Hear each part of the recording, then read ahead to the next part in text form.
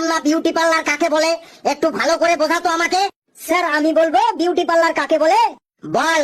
Sir beauty parlour হলো একটা দোকান, সেই দোকানে মেয়েদেরকে খুব সুন্দরভাবে সাজানো হয়।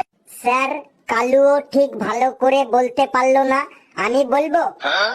তুই আবার বিউটি পার্লার কাকে বলে জানিস নাকি? বেশ বলতো।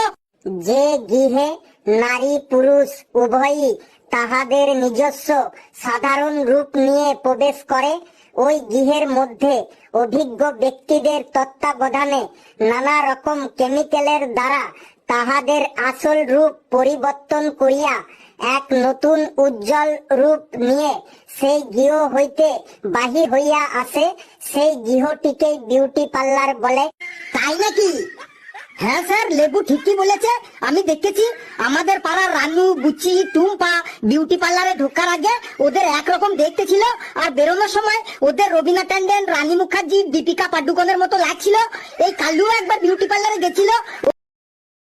Download ShareChat.